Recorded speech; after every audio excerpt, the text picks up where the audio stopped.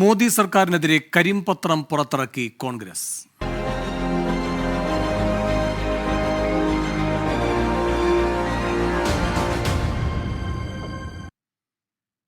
UPA കാലത്തെ സാമ്പത്തിക കെടുകാര്യസ്ഥതയ്ക്കെതിരെ ധവളപത്രം ഇറക്കാനുള്ള കേന്ദ്ര നീക്കത്തിനെതിരെ കരിമ്പത്രിക പുറത്തിറക്കി കോൺഗ്രസ്.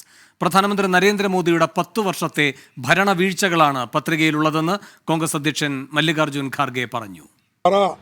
MLAs को 10 साल में उन्होंने अपने तरफ लिया.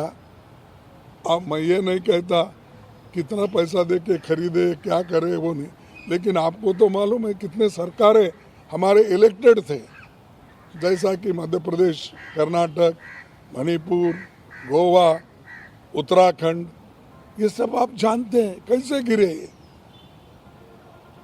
कि उनको इसमें ये डेमोक्रेसी को ख़त्म करना उनका काम है. हम तो ये चाहते हैं कि जनता की भलाई के लिए इन्हों जो काम करना चाहिए वो काम नहीं हुआ, इसीलिए ये हमारा ब्लैक പേപ്പർ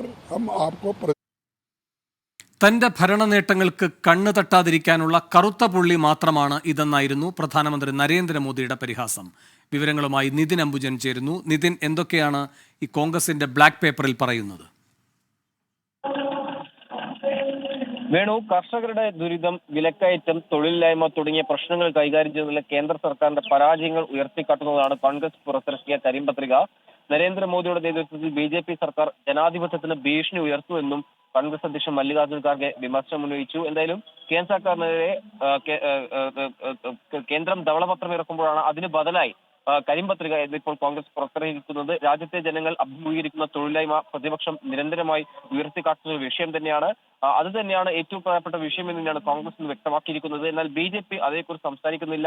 കേരളം, കർണാടക, തെലങ്കാന തുടങ്ങിയ BJP ഇതര സർക്കാരുകൾ ഭരിക്കുന്ന സംസ്ഥാനങ്ങൾ കേന്ദ്രത്തിൽ നിന്ന് കടുത്ത വിവേചനം നേരിടുമെന്നും മല്ലികാർജുൻ ഖാർഗെ കുറ്റപ്പെടുത്തി.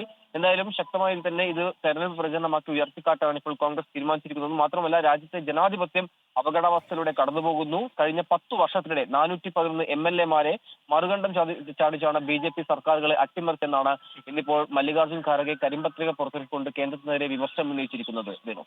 നിതിൻ അംബുജനാണ് ഡൽഹിയിൽ നിന്ന് വിവരങ്ങൾ നൽകിയത്. ഇനിയൊരു ഇടവേള.